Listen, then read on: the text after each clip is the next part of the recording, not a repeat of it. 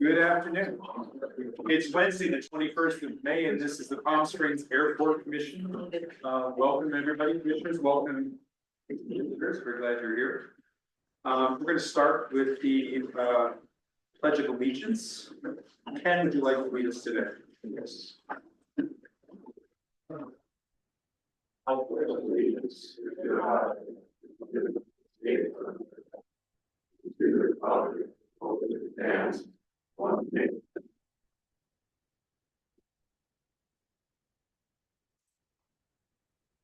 Thank you.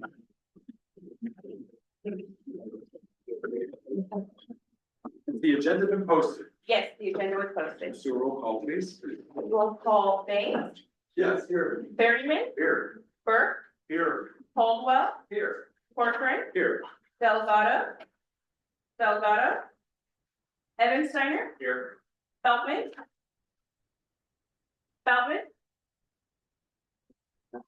Baum, Present.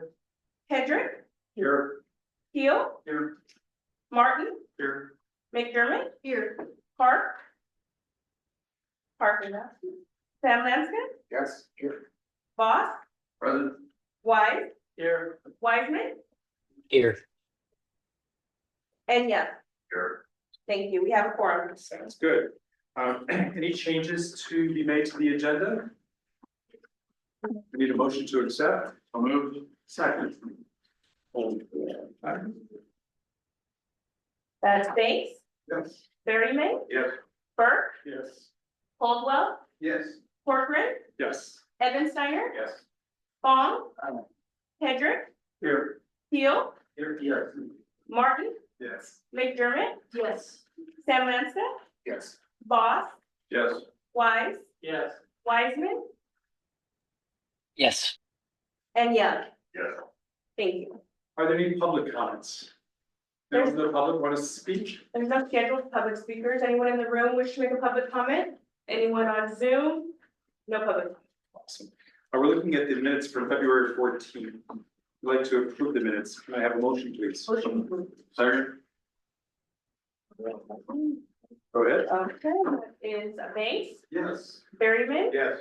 Burke, Yes. Caldwell, Yes. Corcoran, Yes. Evansteiner, Yes. Baum, Abstain.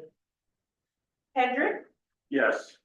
Keel, Martin, Yes. McDermott, yes, Sam Lansky, Yes. Boss, Yes. Wise, Yes. Wiseman,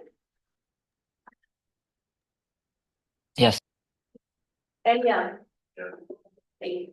Here we go. All right, we have several introductions tonight. Victoria, you want to take the lead? Absolutely. So, good evening, commissioners. We actually have been expanding our team, working diligently with the Human Resources Department to get our positions recruited, and they have been helping us tremendously. So, our newest addition to our team here is Jason. Jason, do you want to go ahead and do an introduction and tell everybody a little bit about yourself? I'm just very excited to support the long-term strategy of ESB here. I'm working alongside all of you guys to bring it to life. So a little background for me, experience marketing, operations in this guest experience and high retail is my. So Jason is our administrator of strategic implementation. So he's going to be helping us with all things that are innovative and anything that could range from new technologies that we added to the airport and trying to find new strategies and ways that we're going to be able to maximize some of the customer experiences that we have here at PSP. So Jason's been working with all of our team. He hit the ground running. This is his second week here. He's been meeting with all of our managers, our directors, seeing, what's our priorities here. He's been, looking at our strategic plan and focusing on an implementation process for making sure that we're executing that strategic plan. So he's had his head in that plan over the last couple of weeks. And so we look forward to having Jason on our team doing these strategic things here at PSP. So welcome aboard. Thank you for glad you're with us. All right. We also asked if the managers for our concession programs would introduce themselves to some of you who have not mentioned. Is everybody here? Sessions? Yes, they are. Say hello, David. I'm David Hoffman, I'm the manager of property for Marshall Retail here, so all the retail stores and the coffee shop downstairs, that's the only food serve that we have. Been here since we took over the property in September of 24, so going through the complete construction, and everything. This has been a first full season for our location, so a lot of learnings and everything going on, so great season. So looking forward to a lot of opportunity. Background, I've been retail and merchandising and wholesale for over 35 years, so bringing that to the property as well. Thank you, David. David has been really key in helping us to realize our vision of promoting local brands through all the retail outlets. We really appreciate the effort you've made and the progress we're making, both in terms of inventory management as well as sponsoring Palm Springs brands. So thank you for that. Continue good effort on that as well. Absolutely. Danielle. Hi, I'm the new flagship for Clarity Food up there. Just joined about a month ago. So we, in that time, we've opened up Trio, of course. We just opened up Di Navolo.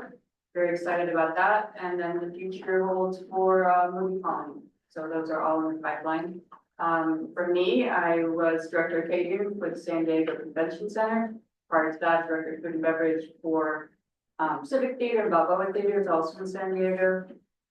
Worked for Compass Group up in the San Jose area, I was like today in Baytown. So I have a kind of a varied background of boutique hotels and Marriott, so a little bit of everything. So I feel like I can bring that experience here to really kind of build on the vision that ESB has for culinary and exceptional service.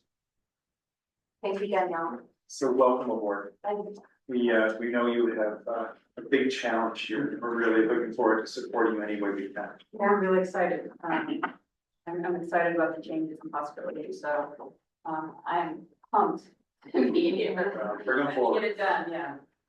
Yes, and Commissioner Corcoran, I do want to say that these two have been instrumental in making sure the operations run very smoothly. Our airport operations team and them work very closely together to make sure that, you know, the operations are running smoothly here at the airport. Anytime that the commission has any recommendations or suggestions, if you could please bring that to myself or to Lowell. We usually like to know, one, what's going on, what we're seeing, good and bad. We definitely want to hear about it. And then these are the two partners that we work with and pass that information on to. So if anything, please keep us informed. Let us know what you're seeing out there. If there's anything that you'd like to see different, and then we'll connect with our partners and come up with a plan. So thank you.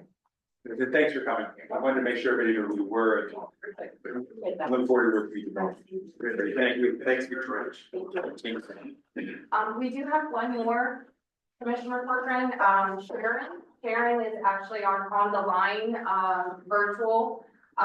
Sharon, do you want to do a quick introduction for yourself, and then we'll talk about the economic impact study, 3 items from now. Yes, thank you very much. My name is Sharon Sarmiento, and I am a Senior Vice President and one of the 6 principals of Unison Consulting. We are an airport consulting firm doing business since 1989, not 1939. And I joined Unison in 1996. I have been leading the economics and forecasting practice over the past 29 years, and I'm very grateful that the airport had selected us to do this important economic impact study that Jake and I will present to you later. Thank you. Thank you. Thank you. Thank you. Any other introductions? No, that's We it. good? Thank you. All right, good. Let's move forward to discussion items 8A. The art curator update. Christina. Yes, good afternoon, Chairman and Commissioners. I'm excited to report that the Art Curator Consulting Services, RFP, was posted on April 4th and the bid closed on May 15th. So following is the information I have been given permission to share by the city's procurement department with the Airport Commission at this time.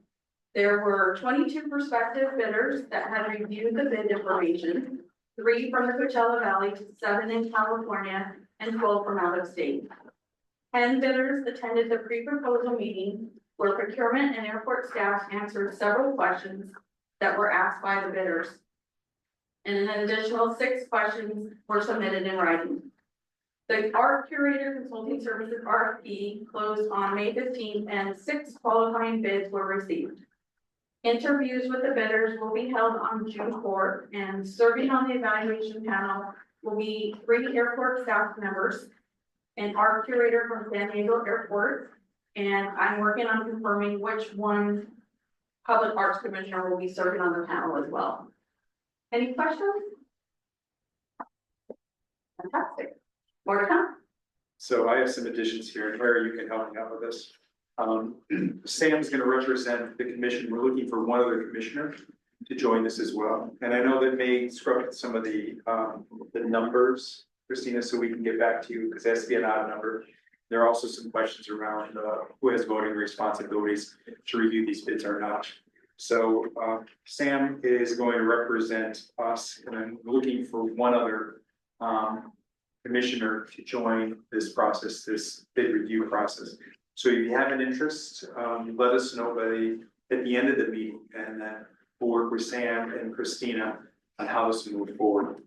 For those of you, just a reminder that 2 years ago, David Feldman, who's not here today, did yeoman's work along with staff in the Palm Springs Art Commission to identify opportunities for art and for maintaining the existing art, the art that was on loan from the museum and everything else.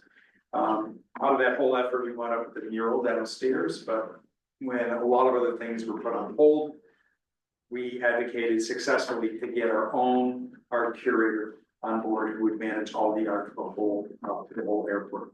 So this position is really important to us because it'll determine the future of how we work with the museum to get placements in the museum and other art installations here. So the process, and Harry helped me be honest about this, is that this group will go and look at the six applicants, 6 people, or 6 organizations. Is that what we're looking at? That is to be determined. We'll look at whoever the bidders are and then make a recommendation to the commission. So this will come to the commission again. And, but right now, the process that Christina is driving, Sam will represent us along with the commissioner. If you have an interest in that, let us know. And then we'll get an update at the next meeting about this. Christina, when do you hope to or plan to present to the commission? Would it be in our June meeting or maybe July? Yeah, we can do it at the June meeting. You think you'll be through the process by that time? Yes, sir. All right, cool. Any other comments, Harry, any other comments? Oh, the comments. We're good, Christina? Yes. Any other questions? Just, are you looking for someone with art background Ideally. or Art. finance, legal background? No, we'll go ahead, Sam. We haven't talked about this in terms of what type of expertise we're looking for. From the art, from our representation, I think it's more about consulting and providing feedback and potential directions. If you have a passion for art, or if you have connections to the art community or experience with the art community, that would be ideal. Makes sense. So let us know by the end of the meeting. Chat with Sam and myself, and we work with Christina on this. Okay, do we have any questions from the public in the room? Anyone on Zoom wish to make a public comment, please raise your virtual hand. No public comments. Okay. Next, the lobby space update. Just to remind the commission, we're talking about this space. It used to be the Celebrity Bistro right next to the pink door. It was the same space that was activated in April by Golden Voice in selling merchandise for Coachella successfully. Sam and the marketing subcommittee discussed this. Sam, I'll turn it over to you. The opportunity that we kind of unpacked in our marketing committee meeting, and not to just belabor the point, was really to see how can we best support the airport in moving this along. I know that there were some other conversations around sending this out for more proposals and more RFPs, and or there were some other parties that might be interested in that area, that space within our airport. But I think that the conversation and the folks that were in this dialogue, correct me if I'm misunderstanding anything that we all talked about, was what can we do to move this along to activate this space. We've seen success with Golden Boys. We've seen a lot of interest from folks in the community. We know we do have some interest with our signatory airlines as well to rent some of the office space. We just need to kind of move forward with our plan and get going. And I think the opportunity really is to thread the needle with the customer experience programming that we're providing and just create some more lift within the organization here and with the folks who are coming into our airport. And so what we'd like to do is move this along and hopefully get some specific feedback. What are we thinking by next meeting? So our advertising agency has offered to activate the space. One of the challenges I think we in the staff gave them was they have to find a way to generate about $65,000, which we think is what the space would be worth in terms of rental fees. Could they do this with advertising revenues? So I guess question to staff is, where are we with this, and can we get a plan to move forward?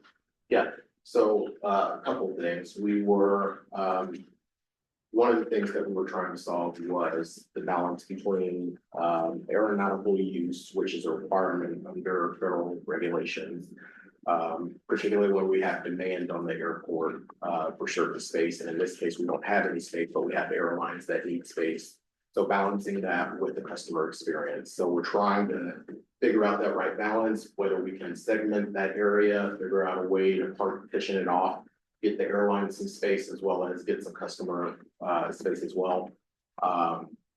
And determine how best to move forward from that perspective. We also wanted to take a look at our existing agreements with our advertising partners just to make sure that it covers the ask of them, the request for whether it's an activation space or additional programming in that area. So we wanted to make sure that we dialed that in, and if we need to make any amendments to their master agreements to do so over the next coming weeks so that we can move the needle forward. So that's what we are now. Can we agree to not only have an update, but a proposal for the space at our next meeting? We will try our best. All right. I know this discussion with the airline has been going on for months, and we keep on saying, can we just resolve this? And I realized that it's, any space is valuable space here, but this is prime customer facing space. The idea of using this space for office space doesn't make a lot of sense, but I realize we're limited to the amount of space we have. So I think what we're asking for is, can we resolve this and get a plan so we can move forward? Because I think our partners at Fuse are willing to move forward as well. So can we just pushing this? Yeah. Because of the successful feedback we got from Golden Voice and how well that was received. Yeah, we're certainly pushing it. It's just we need to untangle some of these tangential issues around it before we can actually propose something that makes sense. Okay. Do you need any other formal proposal for us, or is that enough that they asked that the next meeting we'll have a plan? No, we can work on it. Is that okay? Sam? Yep, I think I'm okay with that if you're okay with that. Yes, we can do it. Okay, perfect. All right. Anyone from the public, any of our Fuse people want to chat? Are you okay with where we're going with this? Anyone on Zoom wish to make a public comment? No, there's public comments. All right, good. Thank you guys for this. It's just too valuable space not to move quickly. And we think we have some really good ideas.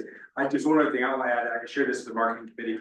I know for those of us at the Plaza Theater and the Oakview Group is managing the Plaza Theater, I mean, we're ready to commit to like permanent advertising space to promote every show in the Plaza Theater. So we also have opportunities or ideas for revenue streams just with that client alone that could be helpful for us for what it's worth.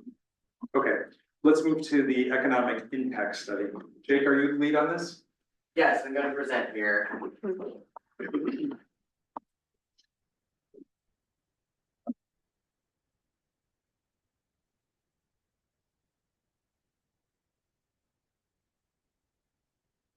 Oh, it's me upstairs, don't worry.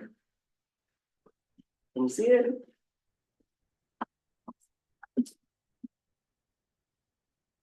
Right. Real difficult, these guys.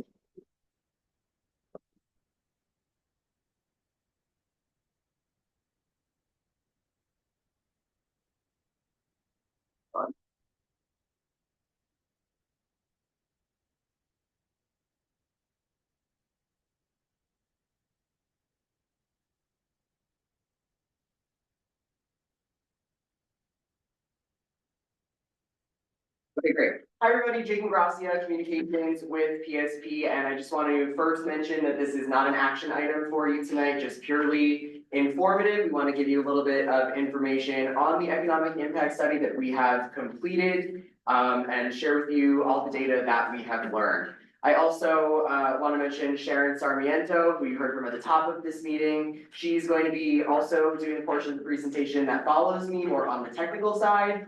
And she will be also available for questions at the end of this presentation, as well. So PSP recently conducted a comprehensive economic impact study, and the results are in confirming what many of us here in this room certainly already know, that PSP is much more than just a gateway to our desert destination. It is a crucial economic engine fueling growth throughout the Coachella Valley as well as the region, supporting local jobs, driving visitor spending, and importantly, generating hundreds of millions of dollars in tax revenue that goes out into our community for public services. Now, as demand continues to grow for the airport, PSP's role in our regional economy gets more and more important, and this study puts real numbers behind that, helping us to tell that story even better, so we are excited to share it with you.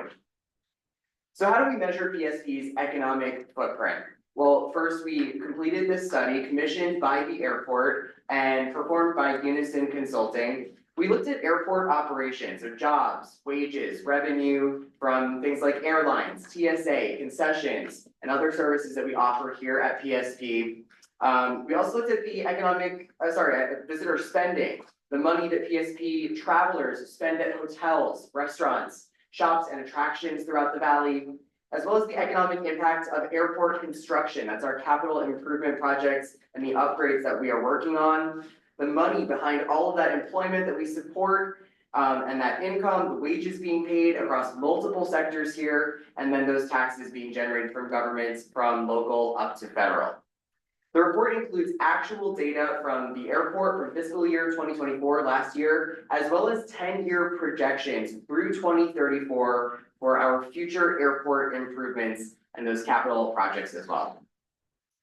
All right, so here are the results. According to the study, PSP's total economic impact is over $2.5 billion in fiscal year 2024.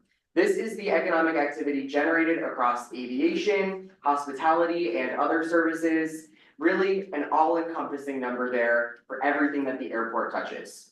We found that more than 18,000 jobs are supported by the airport, including people who work here at PSP, but also beyond our gates and stretching into our communities, local businesses, tourism workers. We found that 61% of all jobs supported by the airport are tied to that visitor activity.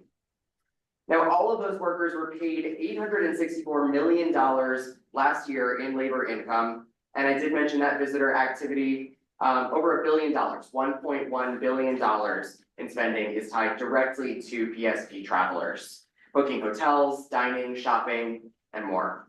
We added $1.5 billion in value to the region's economy last year, and the airport generated $382 million in tax revenue for local, county, state, and federal governments, providing funding for services and programs. Importantly here, 98% of that impact stays right here in our local communities in Riverside County, and the majority share of that staying within the Coachella Valley. That is crucial because it means that nearly every dollar spent here at PSP stays in our community, circulating back into the local economy, supporting public services, infrastructure in our community, and thousands of workers across tourism, hospitality, and beyond. We also looked at the economic impacts of our capital improvements over the next 10 years, that 2025 to 2034 period, in which we will be introducing a new concourse, phase 1 of that terminal expansion. Everyone here is very familiar. 7 new gates there, of course, the consolidated rental car center to the north of the terminal, and a federal inspection station that will expand our international capabilities. So what is the economic impact of all of these projects over that 10-year period? 9,800 jobs will be created over that 10-year period, nearly 1,000 jobs per year, adding $1.8 billion in future economic impact, $641 million in labor income being paid, and $253 million delivered in new tax revenue.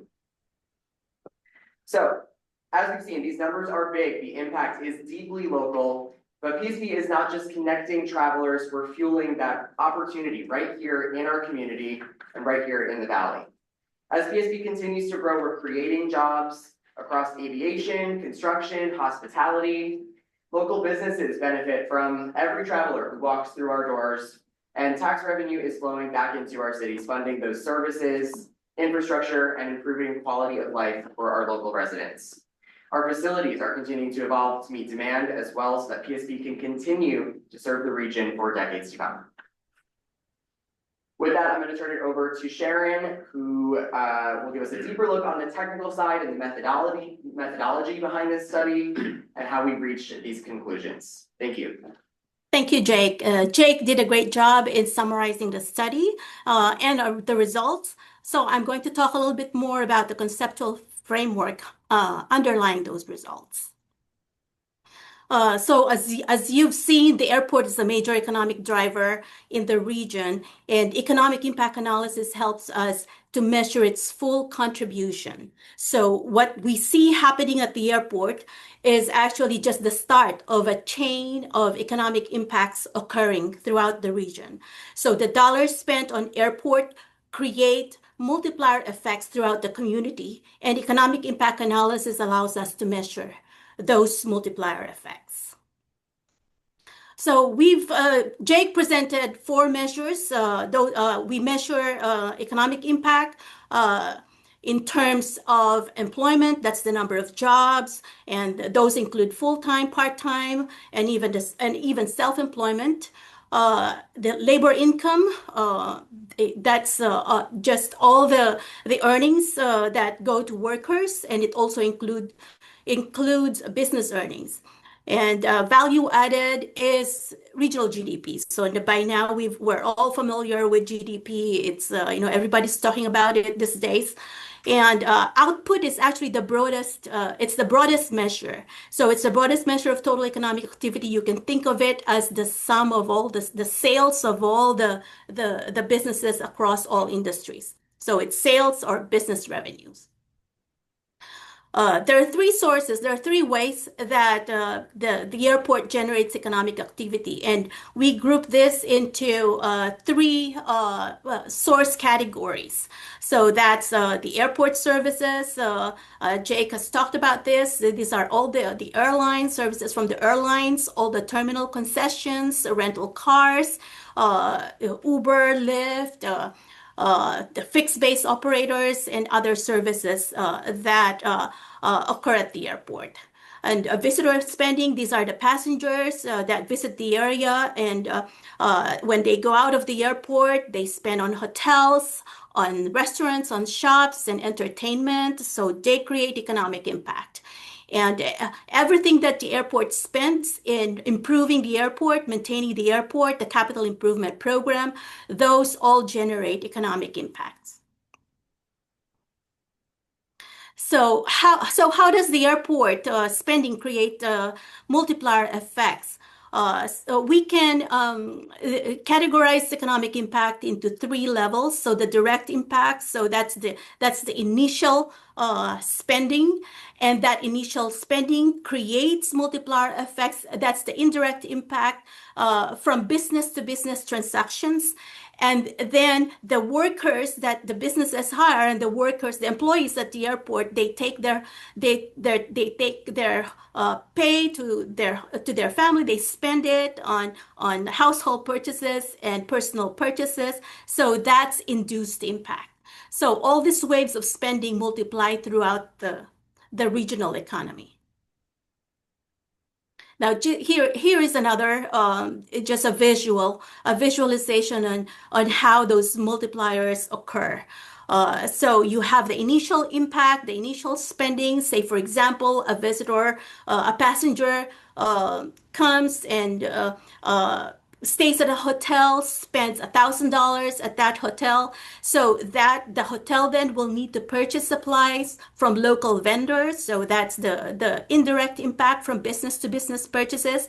And the employees at the hotel, they have their pay, so they use that pay on household purchases. So that creates the induced impact. So that's a continuous cycle that creates the multiplier impact. And that's how the initial spending becomes, how the initial spending grows substantially within the region. Okay, so anyway, so that is that's how it works. So that is how $1 at the airport generates a lot more for the regional economy. So in economic impact analysis, 1 + 1 can actually equal 3. So yeah, so that is the underlying concept, and it helps the airport have quantify its full contribution, and it helps the airport make decisions with capital investment. So it makes the rest of us appreciate the full value of the airport, and it also helps the airport obtain funding and community support for future development, and it helps track PSP's economic contributions over time. Thank you. Jake, back to you. Thank you, Sharon. So this study will be publicly posted on PSP's website following this meeting. There will be a public announcement following this meeting, a press release. So you'll probably see it in the news in the coming days as well. And with that, we'd like to open it up for any questions that you may have. Questions? Please.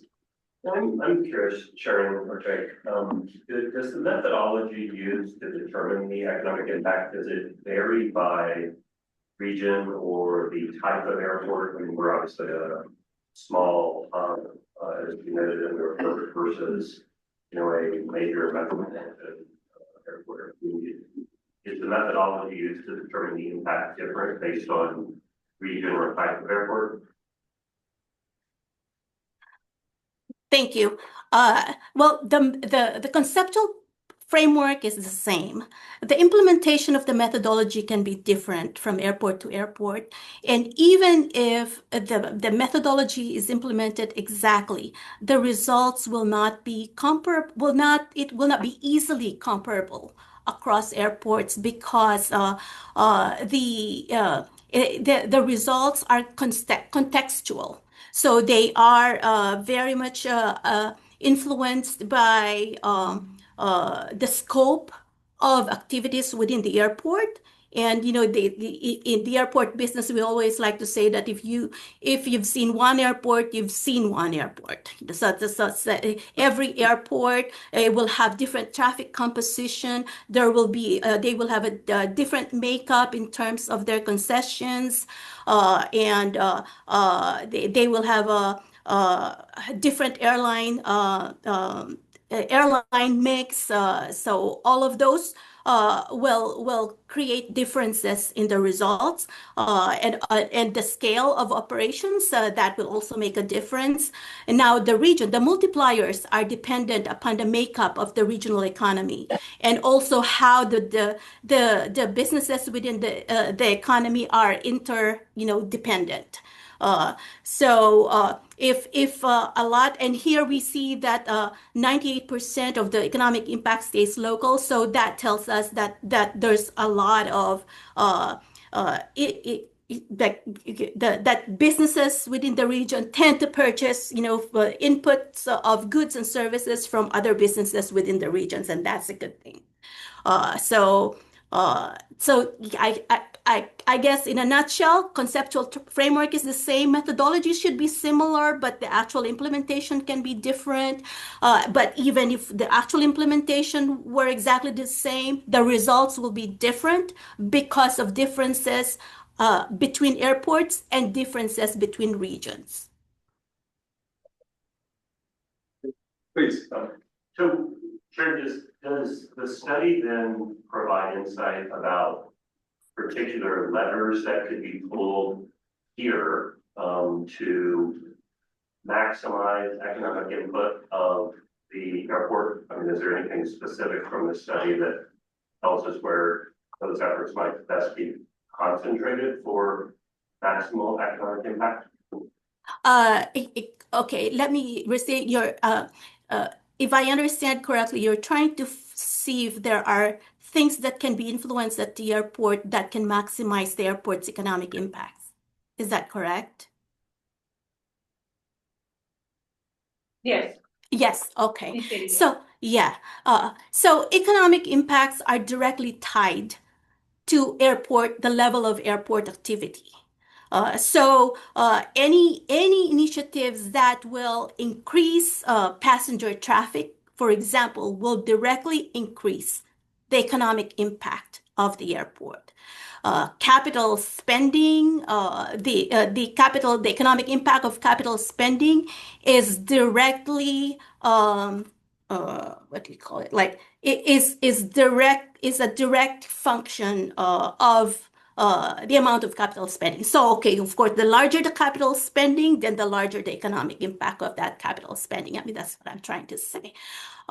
So what else can we influence at the airport, within the airport? So, for example, with the expansion of the terminal. So with the expansion of the terminal, you will also be able to expand your terminal concessions program, right? And the terminal concessions, so you can have more vendors within the airport, and that will encourage passengers to spend more on airport. So that will also increase the economic impact of the airport. This may be a crazy question, but why did we do this? Are we using this, for example, to justify our 2.2 billion ask for the expansion? I mean, is there the rationale behind doing this study and publishing the study now? What's the intent? What do we hope to get out of this as a result of having these powerful numbers in the world? Yes, there are a couple of different things. So the first is Daniel and Visit Greater Palm Springs uses this information in their marketing, when they're marketing the destination or marketing through the airlines. So the more data we have about the impact of the airport, the better case we can make for some of those routes that we're trying to bring into the valley, et cetera. It's also useful when we're talking to the FAA or talking to Customs and Border Protection about infrastructure and about infrastructure dollars and policy. It helps them to understand, and even our representatives to understand what exactly we're talking about in terms of numbers and what the impact will be to, frankly, their political survivability.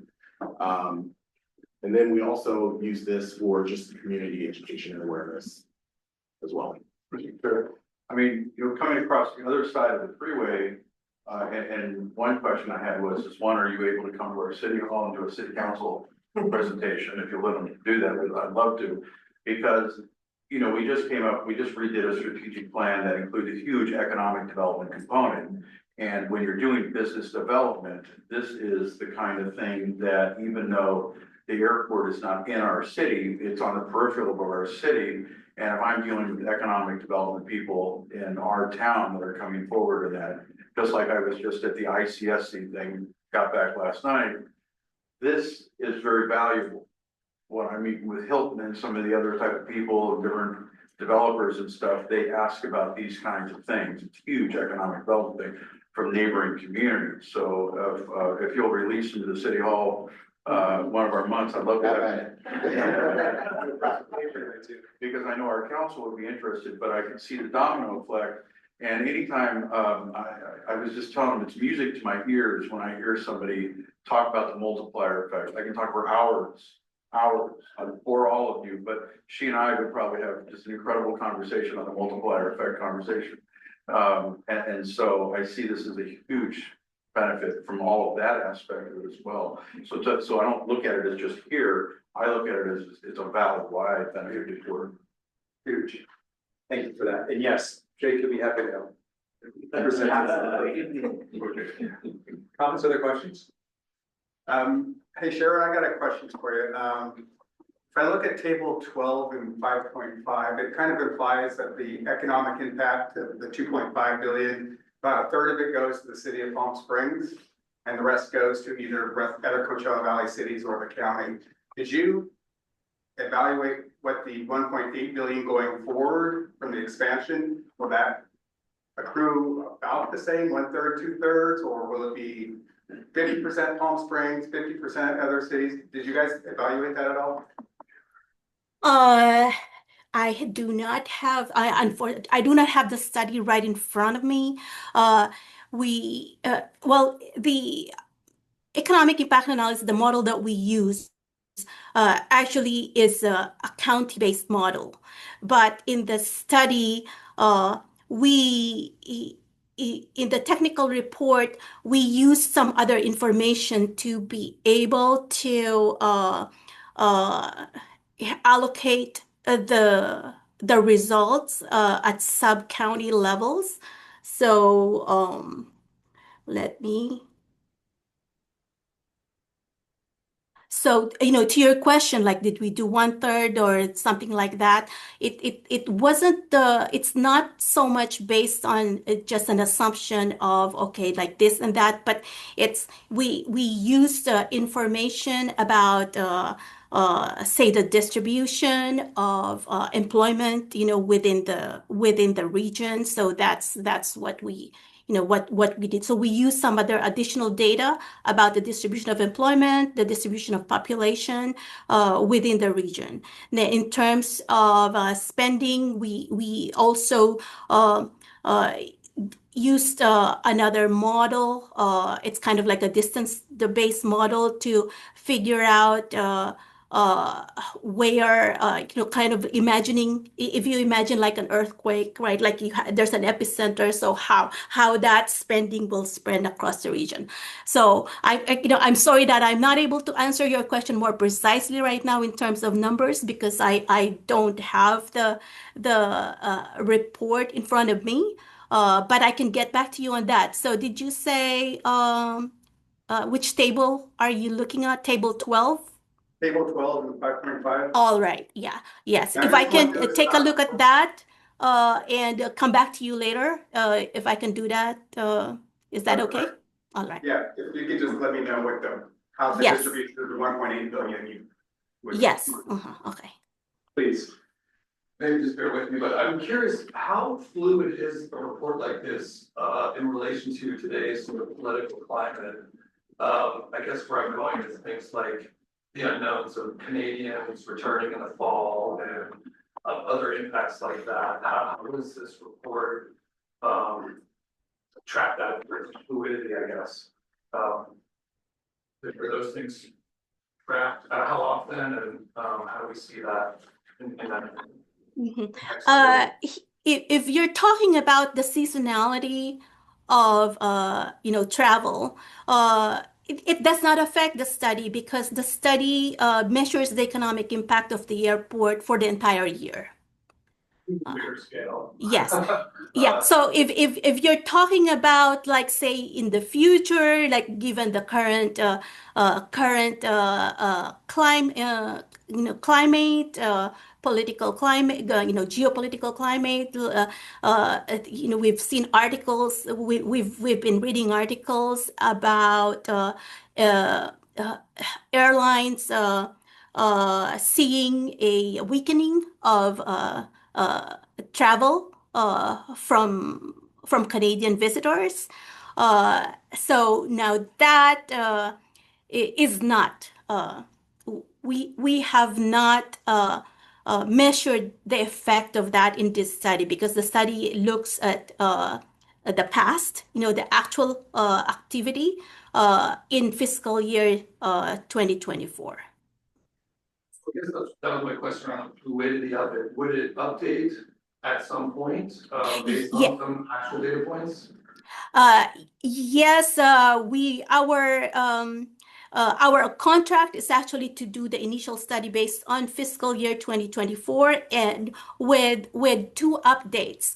And initially those updates in the RFP were supposed to be done annually, like 1 year, the following year and the year after.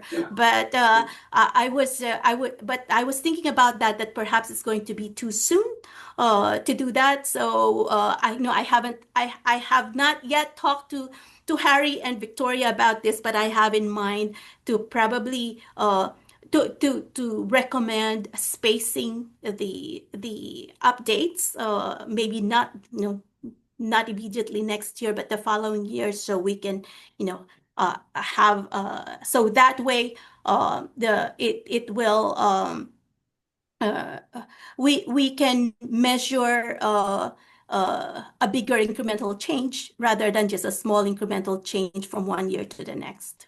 Yeah, and Sharon, Victoria and I had that discussion already, and so we hadn't had a chance to get with you to basically say the same thing.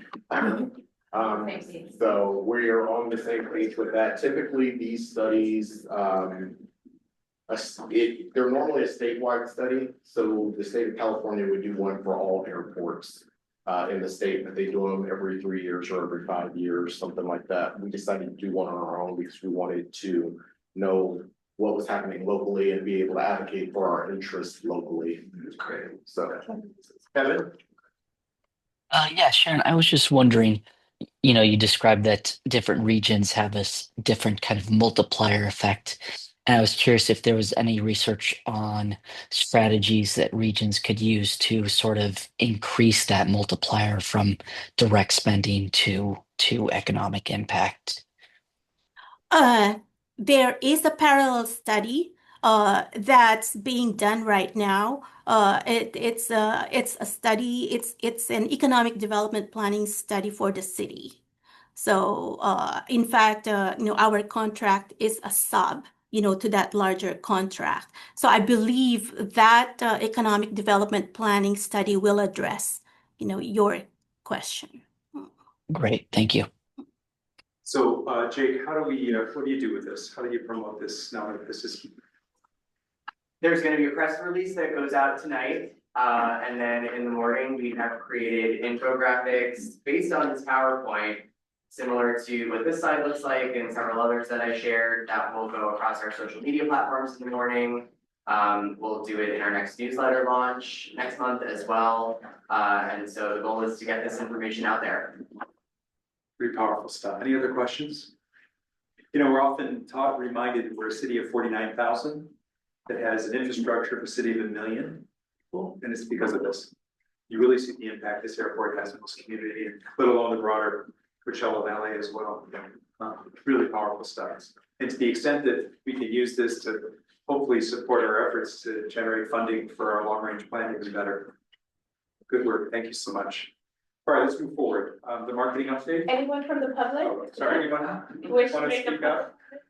Anyone on Zoom, please raise your virtual Zoom hand. No public comment. Thank you. Marketing business development update. Sam.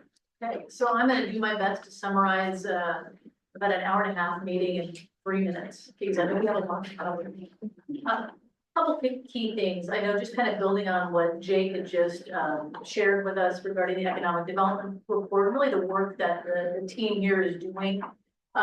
It's interesting. One of the things that kind of I think was uncovered through our marketing exercise there's really 3 key themes that we covered. One was transparency. The other was, I just made this term up, governance hygiene. And the third is community awareness. Okay, so we talked about key issues that the group has been working on. The first is Q1 comment report update. I don't know if you all remember last time we shared an update. What the team is doing is collecting passenger comments. We've got now a full year of data from that, the positives, the negatives, the neutrals. One of the things that we uncovered in this conversation a little while ago was that those numbers have increased by more than double.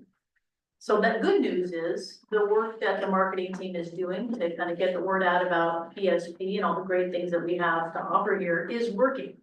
The opportunity for us though is to really start to address some of those comments where it uncovered things that we have some opportunities to improve. And unfortunately, year over year, the negatives, were a little bit stronger for Q1 in this quarter, in this year. So one of the things that the group is doing, that the team is doing, is they're actively engaging those departments, those partners who can actually make a difference and address some of the concerns that our traveling public has expressed. So again, positives and negatives and positives, we've got a lot more feedback. People, there are eyes on PSP. The opportunity is for us to address some of those issues that have been uncovered. And I think we're doing that. A lot of that is happening in real time with all the projects that everybody's working on. So our sense is that this will get better and better as the year goes on. The second piece that we talked about was our advertising revenue policy. Now, I know we've heard Harry mention this to us in the past. We really didn't have a lot of policies in place when you came on board. So this is an opportunity for us to basically kind of scope up and say, okay, what does that look like? And so Daniel and the team have put together a comprehensive policy. What we're going to do is take another look at that and then send it to this group for some further comments and feedback before we go live with that. So that was what we had covered in this conversation. The next piece that we talked about was the update on guidelines for free distribution of materials. Jay did a wonderful job. He presented on that. He actually reached out to our friends in the airline community, if you will, talked to Hilo, talked to Fresno, I believe, we talked to Long Beach, and took a look at what they're doing in terms of their advertising opportunities and really the paper policies. And it was interesting. I think that there is some more work to be done here, but again, going back to that whole governance hygiene opportunity for us is we're trying to put pen to paper and say, okay, this is what this looks like. We're all kind of looking at the same page. We're playing off the same playbook. There's no question marks. So when people come to us with ideas, opportunities, there's things that we can pursue, we're operating on the same guidelines. So that is where we are with that. The transparency piece, Progress PSP website, amazing.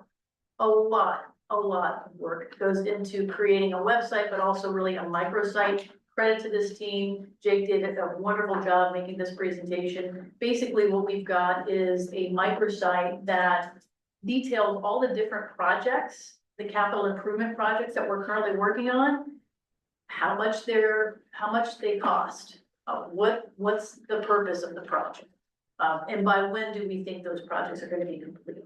So that is not yet live. What we wanted to do, we decided as a committee, was to give this commission an opportunity to give us some additional feedback before we turn that on to the public, okay? And that's gonna live on the flypsp.com/progress, but we also bought the URL progresspsp.com. Again, the idea is greater transparency. Anybody at any given time can look and see what this organization is working. You guys are gonna show that the next step? Are you gonna show it or not to the commission? Not in this meeting, no. Okay, good. All right, so We'll email it out to her. you'll see it when you get the email. And we do want that feedback, right? Military page update, Stephen gave us a presentation. He's actually been working very hard on that piece. It's really a market that we haven't traditionally targeted, but obviously 29 Palms is a significant base here, very close by. And I know I know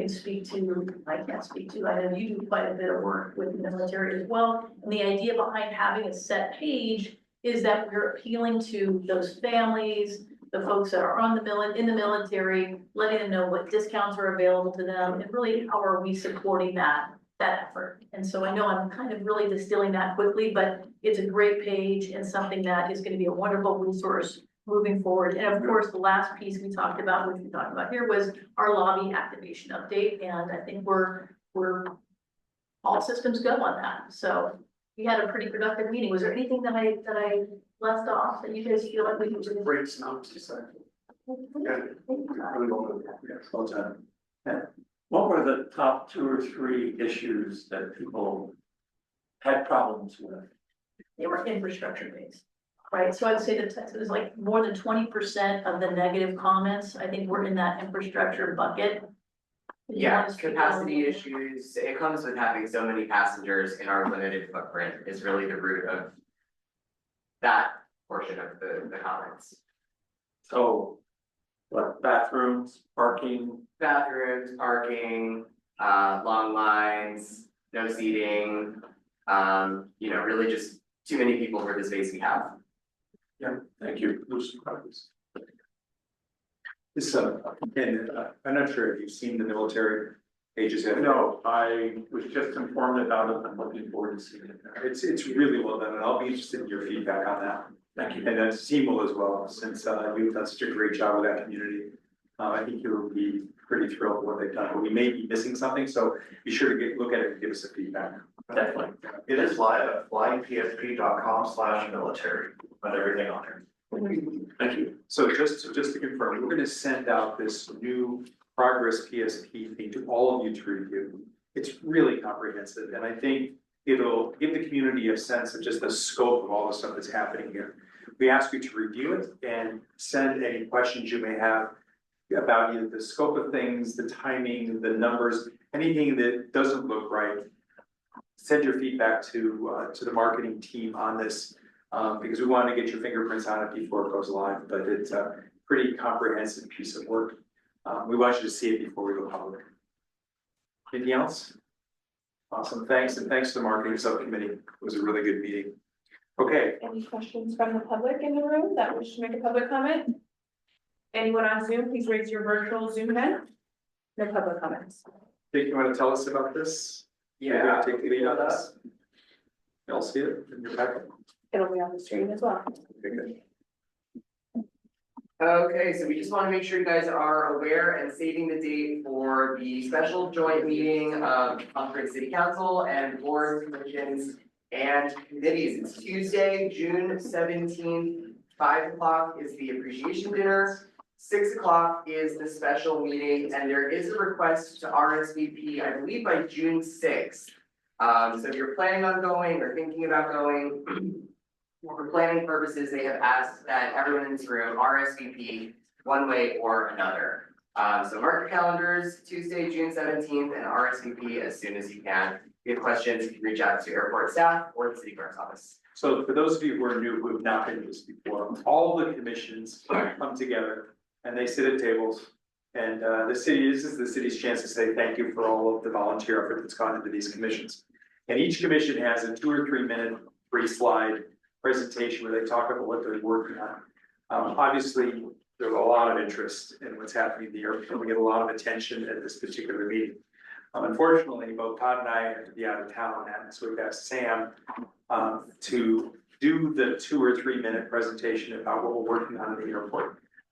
If you haven't gone before, it's fun and it's interesting to hear what the other commissions are doing. And it's also interesting to get the recognition because we get a lot of attention because we have a lot of things to say.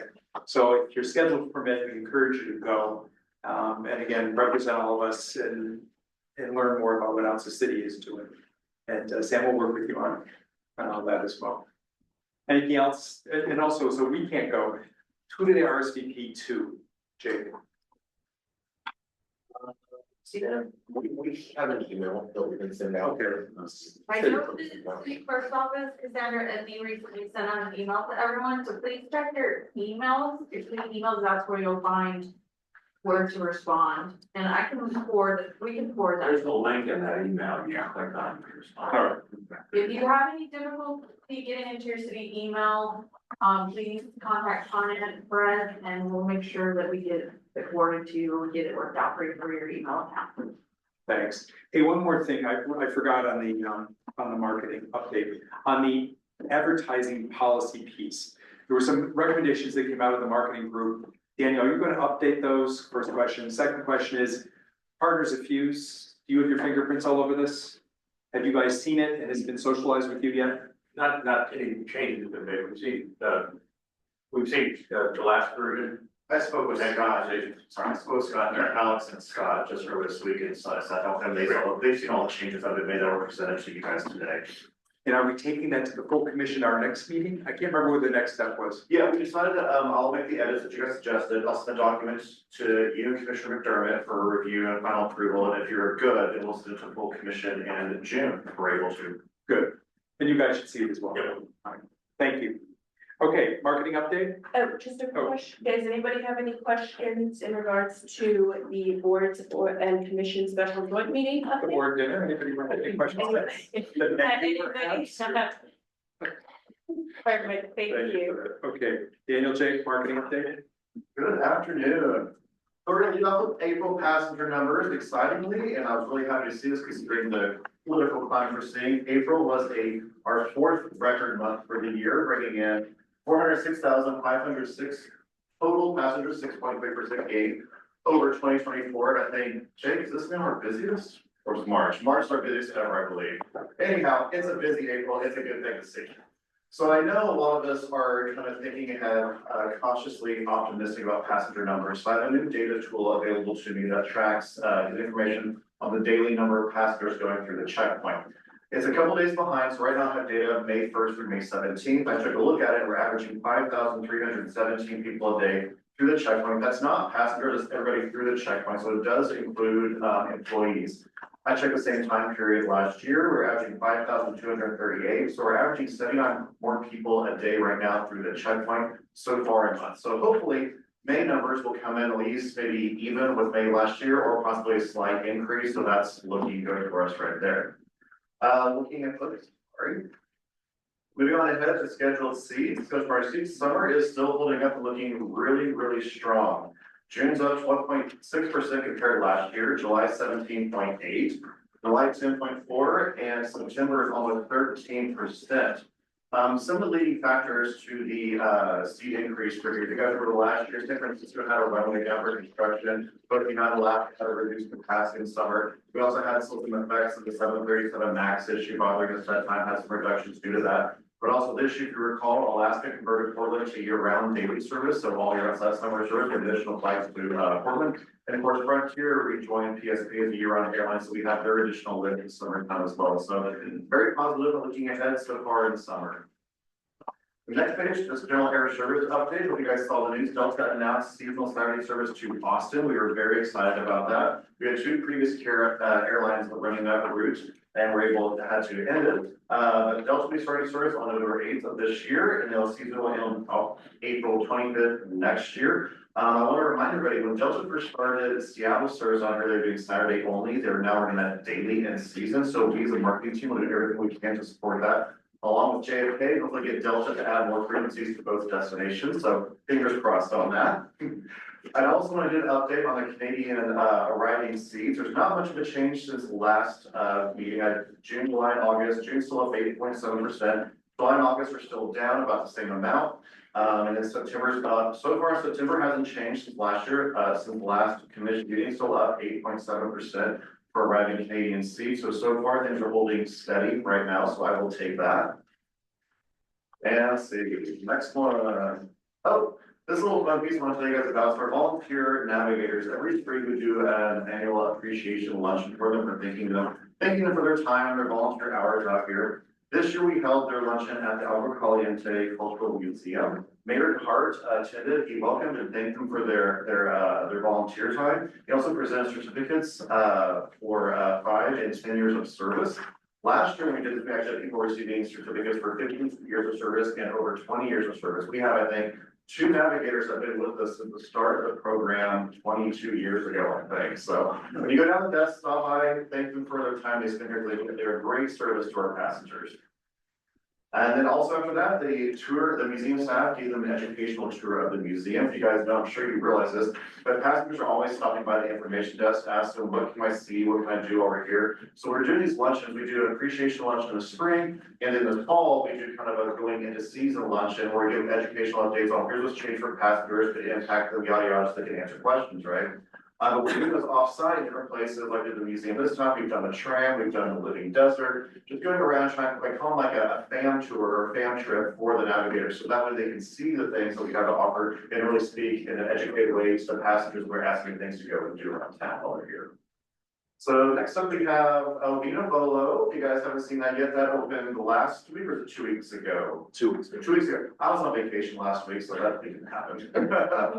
So Elvina Bolo is now open. If you haven't been there, I walked down today with Commissioner McDermott. It looks beautiful. They even sell full bottles of wine. I was surprised that I didn't know it was fun. I didn't know what was happening, so I was surprised to see that. That's a great addition. And then after this, if you haven't gone, use our PSP Stay and Play Visitor Pass program and go check it out.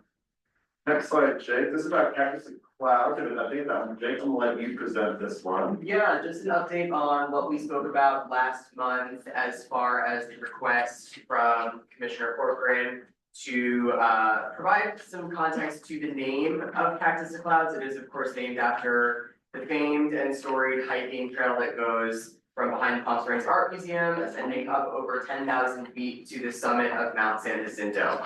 And so we have now produced this plaque, and I actually can share with you that it is installed as well as of today, which is great. And so now people wondering what Cactus to Clouds is can read about it and learn about it. Of course, based on that New York Times article, but not infringing their copyright and putting people behind a paywall. So that's great because we also got to mention on this plaque, I know it's very hard to see there, but we called out the local ties with all of our concessions and our retail and dining concepts, as well as the locally sourced products, and reaffirmed our commitment to really integrating that character of the Coachella Valley into our terminal. Thank you, Jake. You did a wonderful job writing the story, and Grace, again, use the PSP Stay Place Visitor Pass, and go read it on the post back there. One more slide, Jake, and then I'm done, not else there. All right, so other updates, customer experience program plan development. PSM Square has completed interviews and surveys. They interviewed or surveyed over 650 participants. Most of them were year-round Coachella Valley residents. We got a lot of great feedback to develop our CX plan. They've now begun drafting the actual plan itself. Work should be completed by the end of July. Of course, the commission's back in August. They're planning to come in September and I'm having to do a presentation to you guys on the finished product and try to talk about how they came to the decisions, how they ordered it in years 1, 2, or 3, why they thought we should do something, maybe not do something, etc. So we'll come and do a full presentation for y'all. And finally, I don't want to talk about the roadway banners anymore because the remainder of the replacements have been installed. It has been windy. They have not blown off. I am happy. Any questions, everybody? Any questions? I'm so happy. Good job, guys. Thank you. Thank you so much. Thank you. Any questions from the public? Anyone from the public? Anyone online from the public wish to make a public comment, please raise your virtual Zoom hand. Victoria. All right, good evening again. This is the item in regards to future city council actions. You're gonna see it as item 8G in the packet. We do not have any items that are going to the May 28th city council meeting. However, we do have a plethora of items that will be on the June 11th meeting. There's 13 different consent calendar items. This is primarily due to a lot of changes that we've been doing with all of our lease agreements. So, for instance, we do need to do renewals on some that are expiring at the end of this month.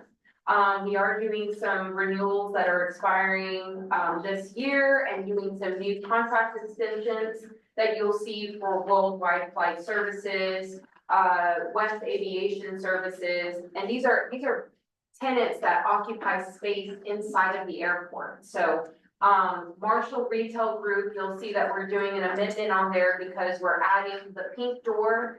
Originally when we did this concessions RFP, it was only supposed to be an automated vending machine that was downstairs. But we worked with our commission and our ad hoc committee and we developed a whole new concept for it. So we're really just memorializing it and saying, hey, you know, now we have people there, now they're offering coffee, and then they're actually doing like a different tiered approach for their revenue share to us. So, because they've asked for more, we've asked them to put more investments in there, so we're doing can they make a certain dollar amount, and then they give us a certain percentage, and then once they exceed that, they give us a certain percentage, and then once they exceed that, so it's a tiered rate for them.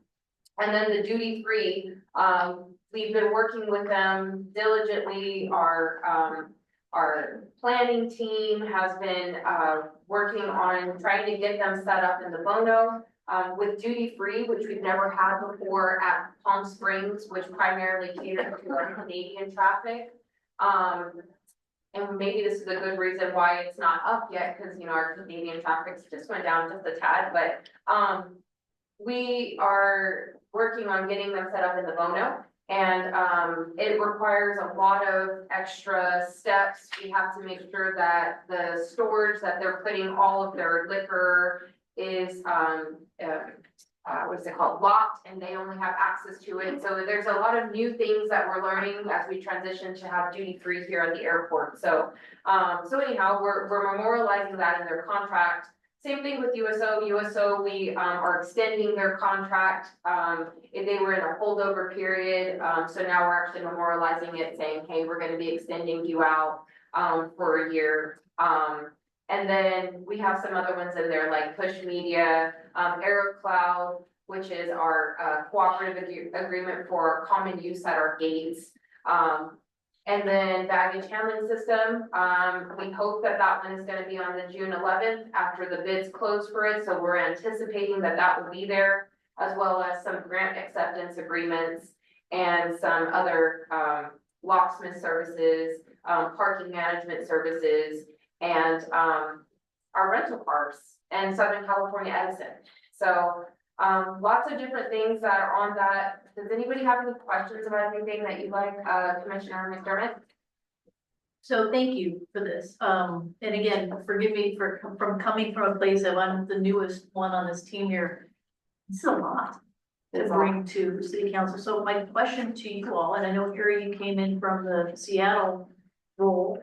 Is this typical? Is this like a best practice where you have to run all this by for additional government approvals, or are there some of these items that could be just discussed internally and moving forward as of course way of just doing business? That's pretty typical. That's, in fact, we usually have more going to city council, so that's a long list, but it's usually more. But it all winds up on the consent calendar. They don't debate any of this stuff unless they have an issue with something. They can pull it off the consent and say, I want to talk about baggage handling. But they have to have their fingerprints and all these, basic. Okay, that was my question, because it seems like a whole lot. Yeah, it's a lot. Okay. Just McDermott, the council has to approve all agreements that the airport has, both revenue and expense agreements with certain thresholds. There is certain signing authorities, but council is required to approve all of those agreements. But you do have a certain signing authority where you can continue to kind of move things forward, because I see a lot of amendments here too, and when it relates. Yeah, not relative to agreements so much. So we have, when it comes to procurement, yes, I have a certain signing authority. But when it comes to agreements, typically everything goes to the city council. Revenue agreements versus expense agreements is the procurement side that has a signing authority. Revenue agreements do not have a signing authority. Okay. And I'll just add to that, in the municipal code, there's outlined powers and duties of the airport director as well. So that provides, a little bit of flexibility for certain short-term uses of property and everything like that. But a majority of the time, if it's generating revenue, it has to go to the city council. But there's some flexibility in there, but there is oversight from city council on a lot of this stuff. Yes. Yeah, thank you. Good question. Thank you, sir. Appreciate you adding value. Hey, a question on the easements for electric vehicles. Does this easement get us any closer to getting the chargers here? Yes. That they've been talking about for 4 years? Yeah, this was the one big hurdle we were actually waiting on, was the easement. So we finally gotten that pretty much buttoned up. Once we get city council approval, should be a little bit quicker process. I think Harlan is definitely the best update on it, but yeah. Good. This is helpful. One of the reasons we've asked to do this is so that if something goes to the council, at least we all know that it's going. And it raises questions, the things that we may not know about. So that's the intent of taking 10 minutes and letting everybody know what else is going to council, even if it's on the consent calendar. Okay. Any questions from the public in the room? Anyone on Zoom, please raise your virtual Zoom hand. No public comments. Thank you, Victoria, appreciate that. Financial update, please. So I'll just do a really quick high level overview of the four funds. We do have a surplus of 27 million in our fund. For our customer facility charges, our passenger facility charges, our airport operation and maintenance, and then our capital projects. So we're doing really well financially.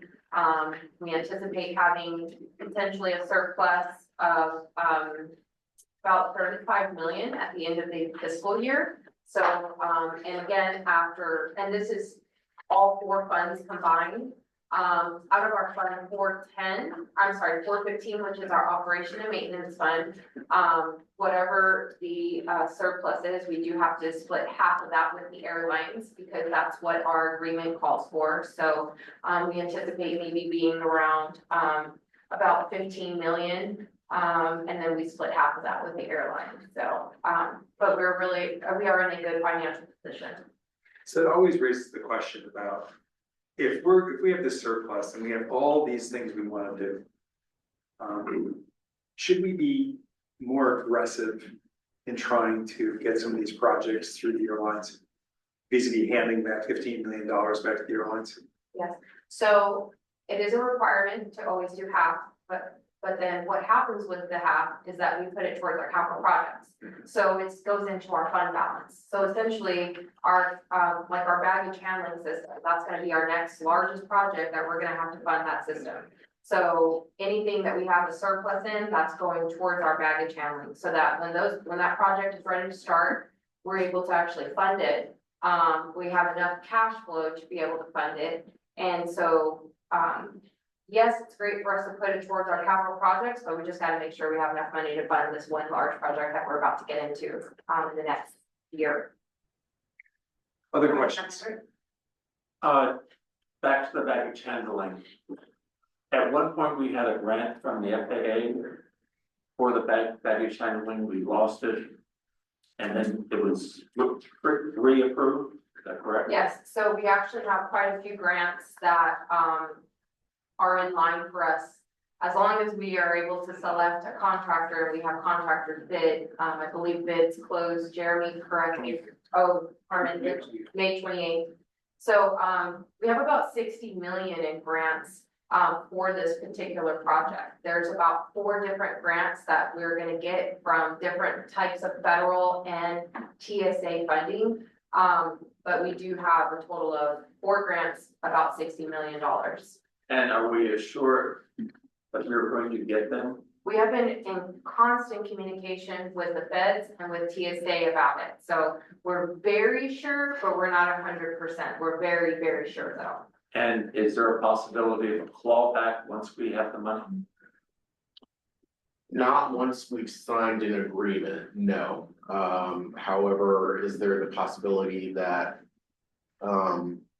Congress, for example, approves a big tax bill before that and they're subject to clawback? Yes.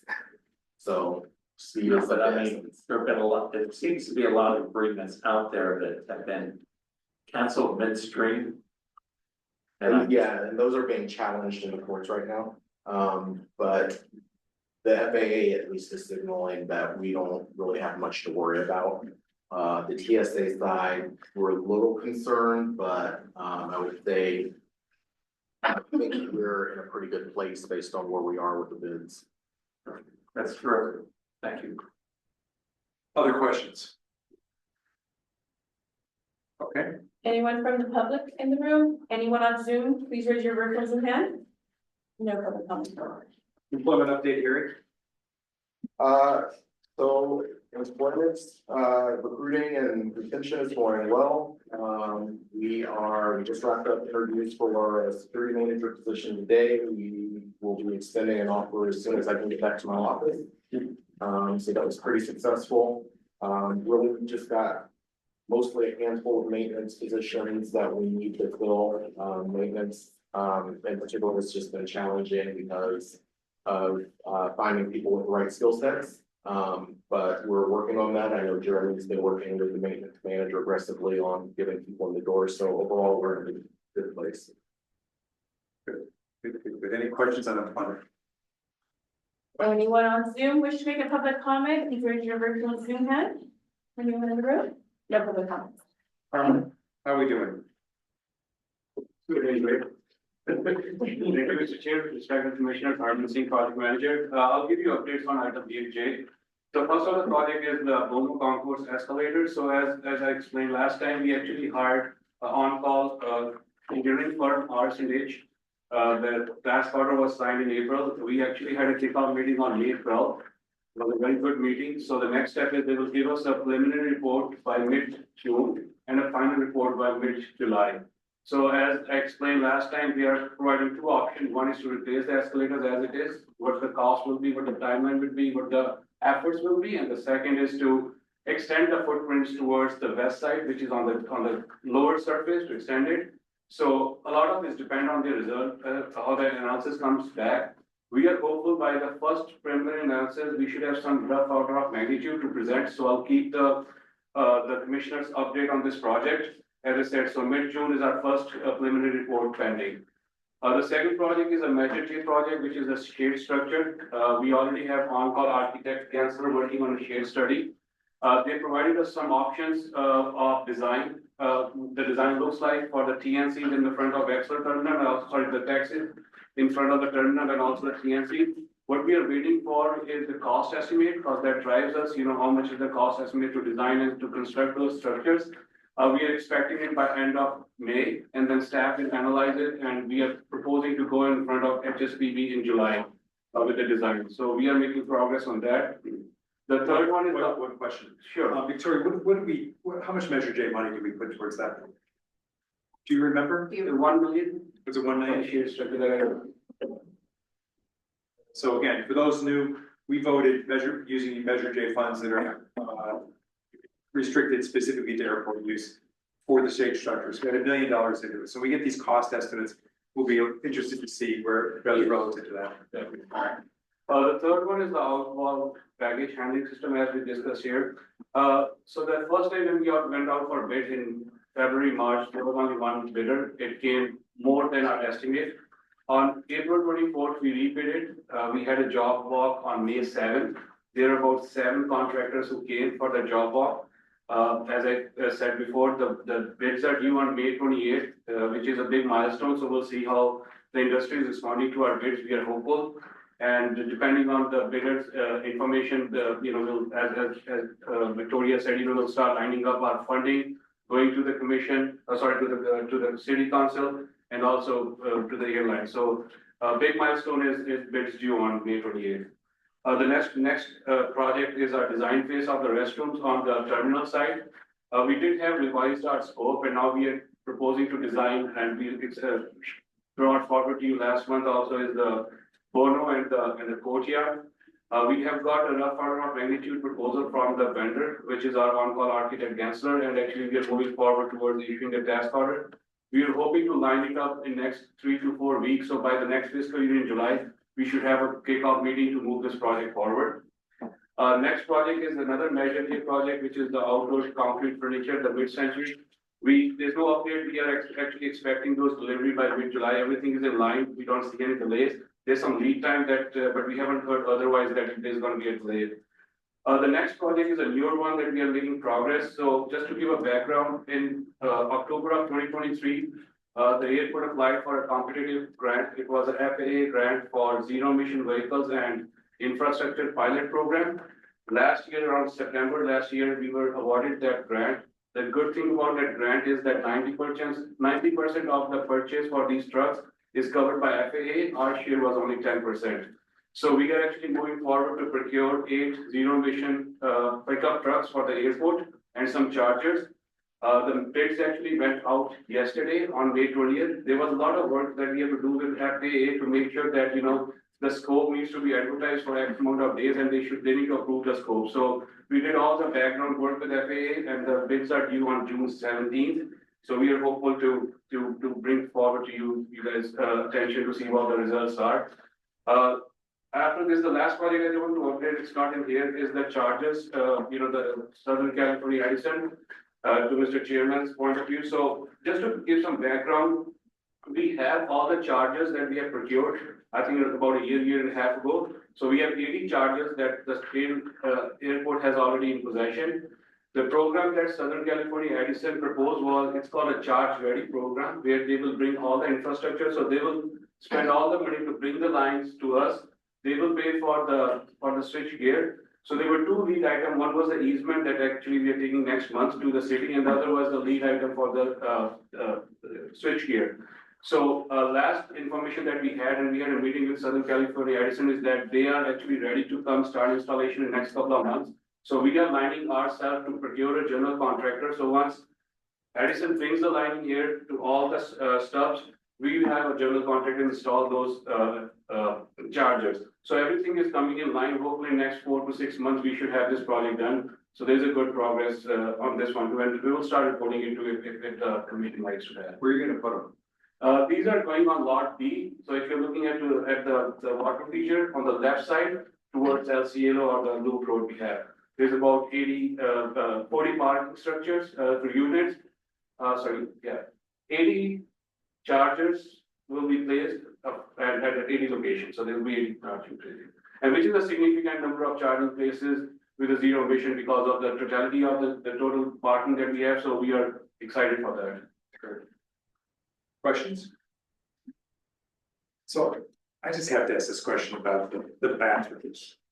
So we're gonna pay Ginsler, who's on call, our on-call architecture, is $2.3 million to get us a plan for doing these bathrooms. And I think, Jeremy, last time you said it's complicated, lots of plumbing, lots of changes, lots of stuff. But 8 months, is there any way we can get that done faster? So I'll let Artie talk about, we have pared it down quite a bit. Yeah, so what we have done is, like I said, that 2.3 million was the totality of all the restaurants on the terminal side. So we have decreased the big scope to only 2 areas, Bono and the courtyard. And we are expecting that, we can decrease that, that particular time frame of design. As I said, once we have a formal proposal and the timeline, we can share with the commissioners. And we can definitely emphasize on that, that it needs to be, like what the best quality they can give it to us. We are hoping that it's gonna be less. But as I said, once we see those proposal, we'll be in a better position to let you know. Questions? And I just, one emphasis I want to say on that timeline is that these restrooms would be designed bid built. That means they will be 100% designed. Then they will go to city for permit. And also they will be supporting throughout the, construction, pre-construction document, which is like when the bids go out. So it's the totality of it. Certain design could be faster, but this is like the total design. That's the one of the reasons that it takes time, because permitting time is also included in that. Okay, so permitting is included. Yes. Yes. Fair enough. Other questions? Yeah, is there an impact, will more than one vacuum be down at a time, and what's the impact to the customers? Sure. So once we start the construction of the restroom, in either phase 1 or 2, we will have a temporary restrooms. So we will provide temporary restrooms. I can give you the number of stops. Any restroom that goes down, we will have a temporary restroom provided to them. Thank you, sir. Anyone from the public in the room? Can we just, on the topic of escalators, maybe we could just give an update on what's going on with our escalators right now? So commission and public is aware of what's going on. It's a little bit unfortunate, but maybe Jeremy, do you want to? Sure.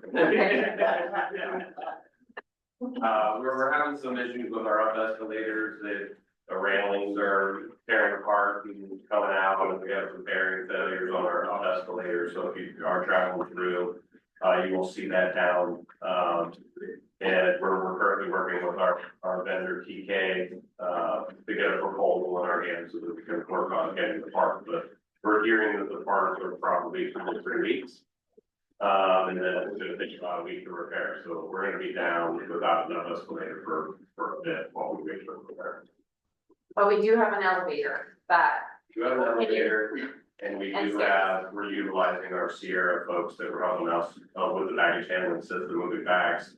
And we redeployed them to the up escalator to help folks with their bags. So this is one reason why we really need to look at a full escalator replacement and not a hybridized replacement, which we have done in the past.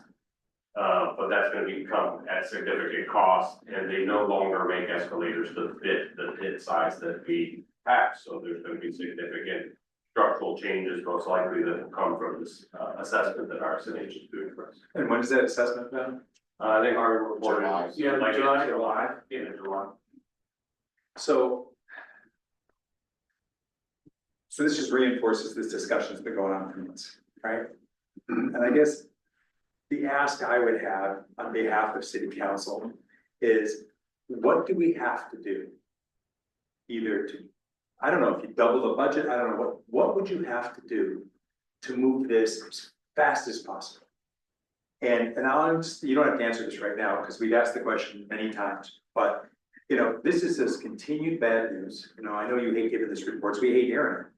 But I think we have to have a more aggressive response. And I think that the expectation across the street is, how fast can we get this fixed? And I agree with you, I don't think you should do this one, I think we should do the whole damn thing and do it. But the challenge, and maybe, I don't know if it's a challenge in the bids, that they have to be done by certain dates or whatever. Because I think there's a sense that they're willing to loan us the money. It's gonna be $1 million or $2 million, however more, to get this thing done fast. But I think that's the responsiveness that we're being asked for across, how, you know, with all this bad news, over and over again, bad news, what do we have to do to create an extraordinary effort to get this done faster? And that's all I'd ask. You know, we were looking at the progress report, all right, that Jake and the team have created for our projects, and I saw 2027 for escalators. It's unacceptable. We cannot wait 2 years to get this done. And, you know, the political climate across the street is, you know, why are we waiting so long? So I guess my ask is that when we get this report in July, that we look at the most creative, effective ways to accelerate fixing this problem. Because it's not going away, and I don't think that there's enough political capital to wait 2 years to fix this. So can we think about that? Absolutely. I none of us disagree with you. We all want to replace the escalators. I think this is just the process that, you know, we're trying to move as quickly as we can, but I don't know if Barry wants that. No, I mean, I'm with Jeremy on this. We're moving as quickly as we can, but as responsibly as we can as well. Making sure not to make the same mistakes that were made in the past, so. Yes, we would love to deliver escalators tomorrow. Yeah, I would love to do that. We just need to make sure, you know, that gets signed off from the airlines, their money. We've got to get the things designed, that's a process. We've got to get it permitted, that's a process. So as long as those processes move quickly, we can move quickly. Well, I think that's the thing. I mean, I think to come back and say, how can you accelerate this? I mean, how would the airlines have anything but support for this, considering how many complaints we get about this? So should that take a couple of days to get them to say yes? Permitting process, I'm sure that the city would accelerate the permitting process to get this thing done and put it at the front of the line. I mean, they're telling us, what they're saying to me, what do you need from us to get this done faster? So that's the type of thinking that I'd like to see. And the next step is, how do we accelerate each one of these steps? I know we have to do them, but you know, why aren't we talking to the airlines today? I mean, how would they say anything but get these things fixed? So the idea that there's a process step, could we accelerate any of those process steps to get this done? And we have. So for example, we have already talked to the airlines about it. They have a review period in their contract, things that they have to look over. Unfortunately, we have to follow their agreement, but we're moving as fast as we can. Let's get creative on this. And that's what that's what we'll communicate to them. Moving as fast as we can, and then they'll tell us in July how we can do that. Fair enough? Sure. Any public comment? Okay, let me add one more thing. If there are any obvious roadblocks that us as a commission can help you pave the way a little bit quicker on anything, just let us know. You know, I think everybody's disappointed in you guys are making progress. That's PSP. So Okay. Here your executive report. Any questions though from the public? We have nobody. Oh. On the capital report, are there any updates on where we're at with the temporary federal inspection station plans? Yes, that's actually. That's in the executive report. Executive. That's next. Okay, so no questions in the room? We have nobody on Zoom for the public, sorry. Let's go to that, and that's the first topic. That is actually the first topic on my executive director report. So, what we have done is we green-lighted Enervistas, our plan consultant, to go ahead and start working with a formal request to Customs and Border Protection for CBP resources. So they have already been in contact not only with the local port director, but the port director in LAX, who is the region that we report to. They're starting to assemble that formal request. We've been in touch with Visit Greater Palm Springs, who does a lot of our insurance development. So that we can talk to the airlines about schedules and what those schedules look like in preparation for making that formal request. We do think that we're going to be able to do this by the end of the summer, at least have some meaningful engagement with the port director in LA by the end of the summer.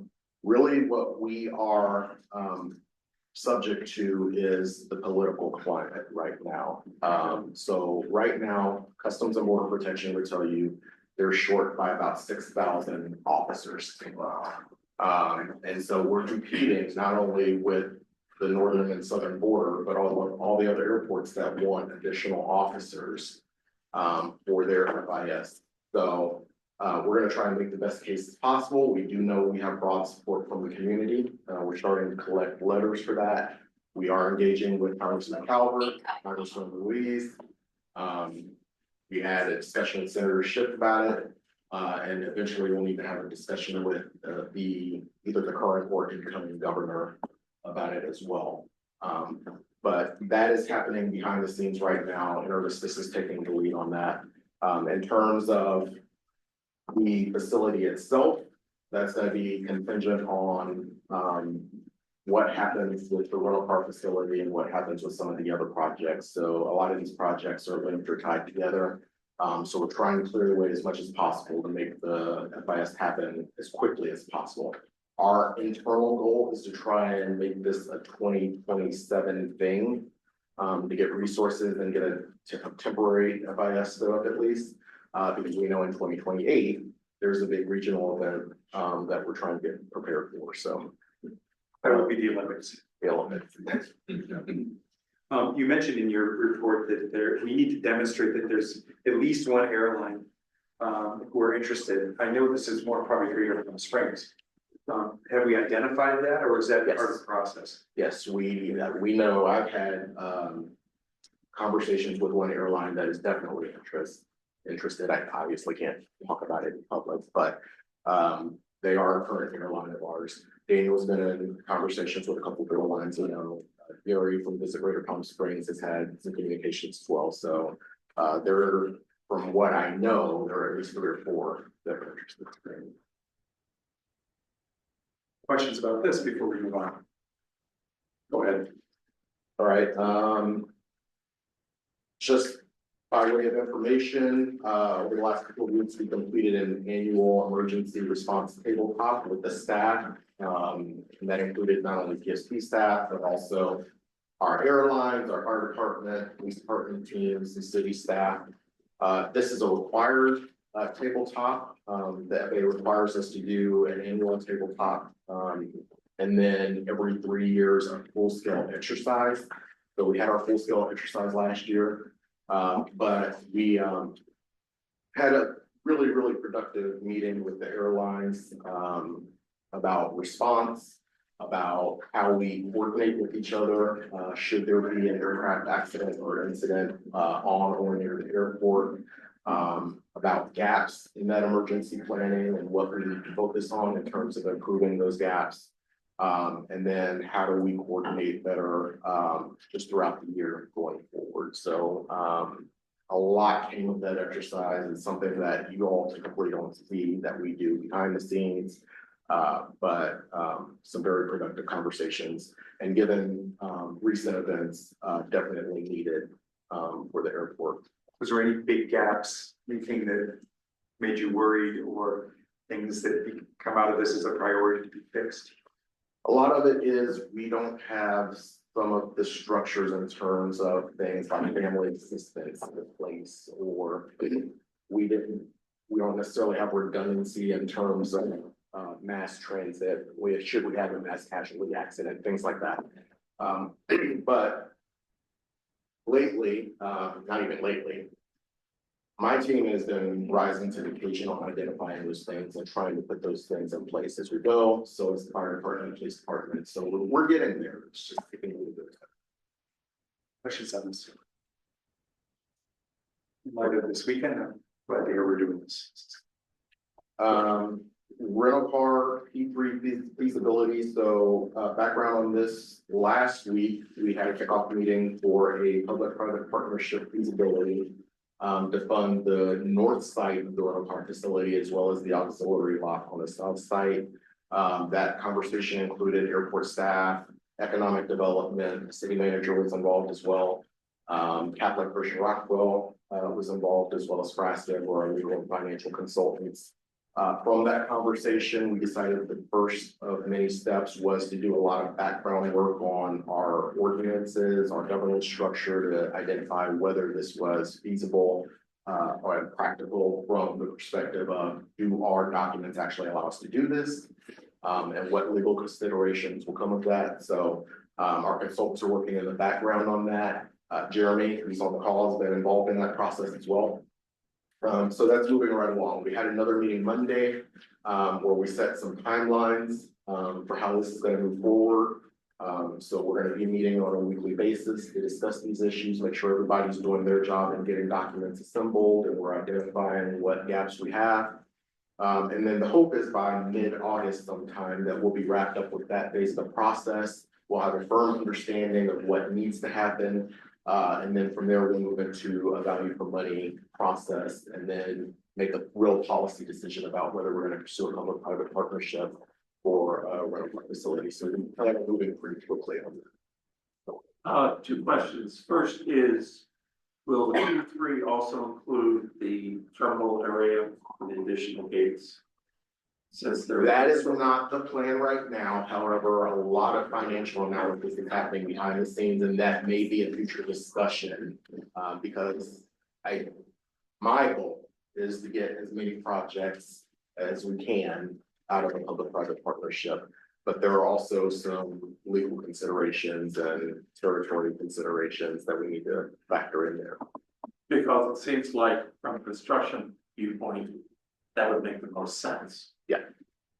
The second is, how is the commission going to be involved in this process? So Daily Strategies is involved in this, and they're part of the working group here, and they have committed to making sure that the commission and the council are informed along the way. So as we hit these milestones, we'll bring everybody together, have a discussion about it, talk about policy issues, and then we'll take it back to the working group to continue on. You okay with that? That's one option. Did you have another thought? It might, another thought would be to include a couple of council people in with the working group. A commission, you a couple of commission? A couple of commission members. I'm sorry, I'm all too many members. Yeah, I mean, I think there will be a stage when we're able to do that. Right now, we're leaning on the financial and legal consultants to do their work. And I know one of Frasca's big talking points was this will evolve. There will be different phases of this where we'll have to bring different people, different stakeholders to the table to have discussions. So I think there's a phase that includes the commission. It's just not in these early stages. Let's continue to monitor that. You know, certainly someone with your background would be really beneficial to represent us and maybe others to do this. So let's continue to think of that. Yeah, and we'll make sure you all are informed of the schedule and what we're kind of working on in the background. So Thank you. Questions. And then the final thing is, you all know I've been a member of the board of directors for not only AAAE, but with Southwest Chapter of AAAE, which represents California, Nevada, Arizona, Hawaii, and some territories in the Pacific. The board of directors for SWAG has decided to bring their next annual conference to Palm Springs in the summer of next year. That normally draws about 400 people. And so they're gonna inundate us for about 3 days. We're gonna have to find activities and things for them to do. But they're really excited about coming to visit Palm Springs. They do hold, Swahili does hold an annual conference in the winter in Monterey. They've been in Monterey for the better part of a decade, probably more than a decade. They're looking to start rotating that around. We've also invited them to Palm Springs for that conference as well. So, trying to build up that economic development. in those kinds of things. So when you guys are doing planning for this, let's see if we can get them into the Plaza Theater for some sort of event. Oh, yeah, sure. Showcase that, we can help put that together as well. Okay. Let's showcase the town. Do what we can. For sure. Happy to help with that. Any other questions on this area? Thank you, it was a good summary. Please. Barry, you made a comment that I don't know if I've heard you say before, and that was you're looking to get as much into a P3 bucket as possible. What's the rationale for doing that? As opposed to going out? Honestly, it's speed and capital. Speed. Yeah, because for us to take on a project, as you can see, these can get quite lengthy. When we put that risk on to an equity partner, that can speed things up. And as Ken mentioned in our last meeting, there's trade-offs, because you lose control, right? However, you look already all P3. That's how they were able to do that massive project so quickly. So that's the trade-offs. And then I'm thrilled that not only the staff, but the city is also looking at this, because, you know, this $2.2 billion project, what we're trying to do here, is, you know, the largest thing that the city has ever done. So we have to do something different, or at least explore the P3 option, which is how these other big airports have been done. But as Ken said in our last meeting, the trade-off is you lose control. So that's balance of, do you want control of these gates, or does P3 partner have control of all that? And that's what we just gotta do something about it. They can move a lot faster than we can. That's the benefit. Anything else here? That's it for my report. All right, commissioners, anything else you want to raise or bring up? Please. Real quick. I want to file this under just curious. You know, billboards in the parking lots, parked in red. Do we ticket those or just give them grace and mercy on that? I always want to know that. The parking lot? Yes. Depends. So we had a contractor that worked on that before. Our current contractor does not ticket those vehicles. However, sometimes they're directing those vehicles parked there just based on capacity. Right.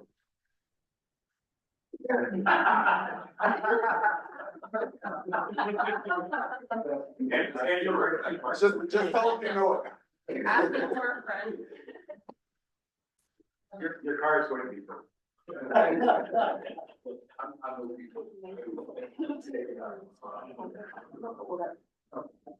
Other comments or questions? Anybody else? You know, the city, just a comment before we talk about next thing.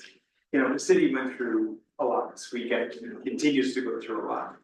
And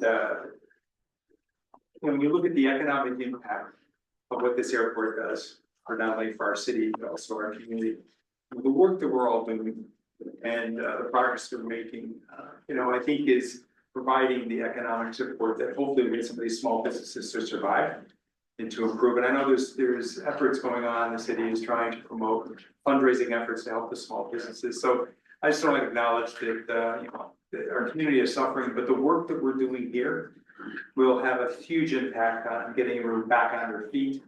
And I just wanted to credit all of you and also staff as well. You see the impact that Jake's study and Daniel's study has, and the work that we're doing here has in our community, you know, I think offers a lot of hope for the businesses and our community overall that really suffered this weekend. So thank you for all of your time and for committing to this. Staff, thank you for your great work in preparation for this and for you all moving forward. Our next meeting is the 18th. It's the day after the dinner. And we won't be here. We'll be across the street at City Hall in the large conference room.